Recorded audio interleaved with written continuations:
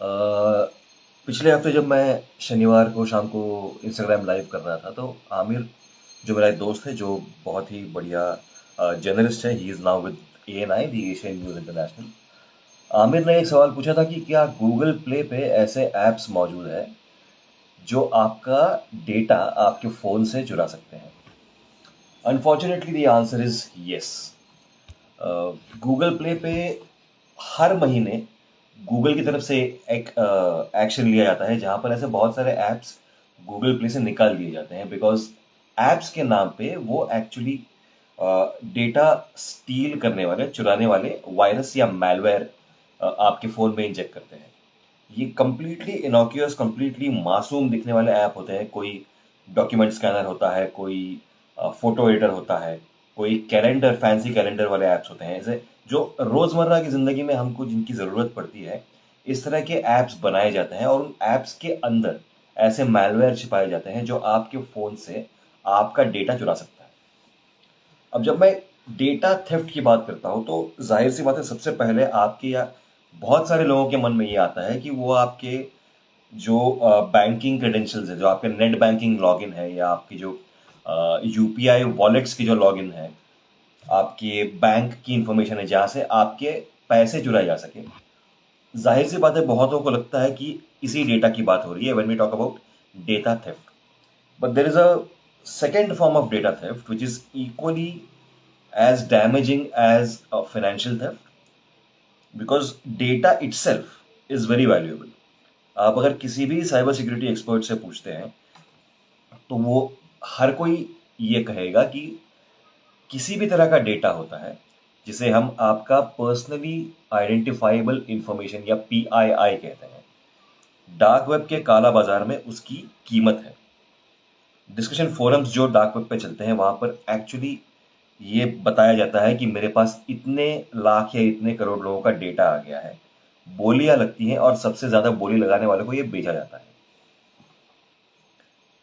आपके मन में यह सवाल आना चाहिए कि मेरे नाम, email address, home address, phone number, इस सब की इतनी कीमत क्यों लगाई जा रही है।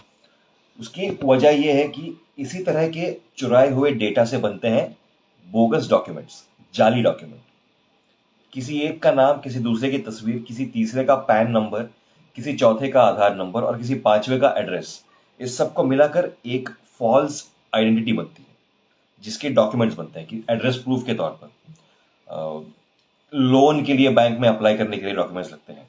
कहीं पर घर आपको अगर किराए पर लेना हो तो तभी डॉक्यूमेंट्स लगते हैं। पासपोर्ट के लिए अप्लाई करने के लिए बहुत सारे ऐसे काम होते हैं रोज की जिंदगी में, जहां पर हमें किसी न किसी तरह का आइडेंटिटी प्रूफ या एड्रेस प्रूफ देना पड़ता है, और यही बोगस आईडी प्रूफ और एड्रेस प्रूफ बनाने के लिए आपके डेटा का इस्तेमाल होता है। आपको पता भी नहीं होगा, लेकिन आज की तारीख में हो सकता है आपके नाम पे किसी बैंक से लोन लिया गया हो, या फिर कोई गाड़ी खरीदी गई हो जिसमें मोबाइल नंबर आपका डाल दिया गया हो रिकॉर्ड्स के अंदर। ऐसा हमेशा हर रोज होता रहता है। इसीलिए डेटा थेफ्ट को इतना लाइटली लेना ये बिल्कुल भी चतुराई की बात नहीं है। It is not a very wise thing to do, because every single bit of data can be misused in some way or the other. आप मानेंगे नहीं, आजकल ऐसी कुछ क्रिमिनल गैंग्स आ गई हैं जो चुराए हुए डेटा को लेकर बोगस डॉक्यूमेंट्स बनाकर बैंक अकाउंट्स सेटअप करती है, और ये बैंक अकाउंट्स दूसरे साइबर क्रिमिनल्स को सप्लाई किए जाते हैं। ऐसे रियल लाइफ एग्जांपल्स हम बहुत ही रिसेंटली देख चुके हैं, which is why data is set to be the new oil. Data की कीमत बहुत ज़्यादा है डार्क वेब पे। इसे कहते हैं पर्सनली आइडेंटिफाइबल इंफॉर्मेशन, पीआईआई। दूसरी बात यह है कि हम में से बहुत लोग जो हमारे ईमेल के पासवर्ड रखते हैं, या हमारे नेट बैंकिंग के पासवर्ड रखते हैं, या नेट बैंकिंग के सिक्योरिटी क्वेश्चन के आंसर्स जो रखते हैं, वो हमारी पर्सनल लाइफ से जुड़े हुए होते हैं। हमारे पेरेंट्स के नाम, हमारे पहले पेट का नाम, जहां हम बड़े हुए उस एरिया का नाम। अब अगर आपका पीआईआई किसी हैकर के हाथ में पहुंच गया है, उसके बलबूते पर वो आपका एक प्रोफाइल बना सकता है। He can build a virtual picture of you कि आपका नाम ये है, आपके माँ बाप का नाम ये है, कम से कम आपके फादर का नाम उसको मालूम पड़ जाए। One of these things is going to be one of the many passwords that you use, या तो आपके ईमेल का, या आपके सोशल मीडिया का, या आपके नेट बैंकिंग का सिक्योरिटी क्वेश्चन, इसका इस्तेमाल करके आपके ईमेल या सोशल मीडिया या बैंक अकाउंट्स हैक भी हो सकते हैं। एक सोशल मीडिया अकाउंट जैसे ही हैक होता है, उस अकाउंट के पूरी फ्रेंड्स लिस्ट को मैलवेयर से भरा हुआ एक मैसेज भेज दिया जाता है। जैसे ही आपके फॉलोअर्स उस मैसेज को ओपन करके उसमें मौजूद लिंक पे क्लिक करते हैं, उनके अकाउंट भी हैकर के पास आ जाते हैं। ऐसे करते करते एक बड़ी लंबी कड़ी बनती है जहां पर हैकर सिर्फ डिवाइसेस को और अकाउंट्स को हैक करके अपने कंट्रोल में ले लेता है, क्योंकि बहुत भारी तादाद में हैक किए गए जो डिवाइसेस होते हैं उनकी भी एक कीमत होती है। इसकी कीमत क्या है, इस पर हम एक अलग सेशन रख सकते हैं, लेकिन अभी के लिए ये जानना ज़रूरी है कि अगर आप गूगल प्ले स्टोर से कोई ऐप इंस्टॉल कर रहे हैं तो प्लीज़ रिकग्नाइज या एस्टेब्लिश्ड जो नाम है उन्हीं के प्रोडक्ट्स को आप इंस्टॉल करें। ध्यान से देखें कि किस तरह के परमिशंस मांग रहा है। अगर वो कोई फैंसी कैलेंडर या वॉलपेपर वाला ऐप है तो वो आपसे आपकी मीडिया गैलरी एक्सेस करने की परमिशन मांगेगा ही नहीं। एंड बाय द वे, आपकी मीडिया गैलरी में मौजूद फोटोज और वीडियोस, ये भी एक तरह का डेटा है जिसकी बहुत ज़्यादा कीमत है।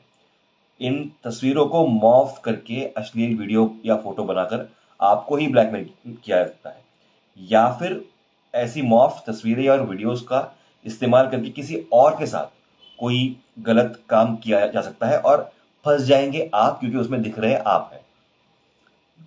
Always guard every bit of your data with your life. Apps अगर आप इंस्टॉल कर रहे हैं तो उसकी परमिशंस पे ध्यान दीजिए, उसके रिव्यूज पढ़िए।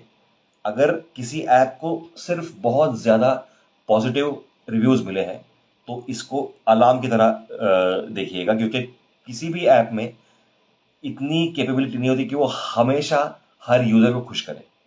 बड़े से बड़ा और पॉपुलर से पॉपुलर ऐप भी कभी ना कभी कहीं ना कहीं चूक जाता है। For a variety of reasons performance में उसके कमी आ जाती है और इसको लेकर यूजर्स रिव्यू पोस्ट करते हैं। A good app, A genuine app always has a balance of good and bad reviews. अगर वो वाकई में बहुत अच्छा ऐप है तो शायद पॉजिटिव रिव्यूज ज़्यादा होंगे, नेगेटिव कम, लेकिन नेगेटिव रिव्यूज हमेशा मौजूद होंगे। अगर वो बिल्कुल मौजूद नहीं है तो वो ऐप आपके लिए हानिकारक हो सकता है। अगर आपकी कुछ शंकाएं हैं, कोई सवाल है, और अगर मैं अपनी लिमिटेड नॉलेज को लेकर उनका समाधान कर सकता हूं तो प्लीज़ आप मुझे डीएम कर सकते हैं, या आप मुझे ईमेल कर सकते हैं, या आप कमेंट्स में कोई अपनी क्वेरीज पोस्ट कर सकते हैं। आज के लिए बस इतना ही। Next time we will come back with a newer subject, fresh topic to discuss. Till then, see you all. See you on next Saturday. Thank you for watching.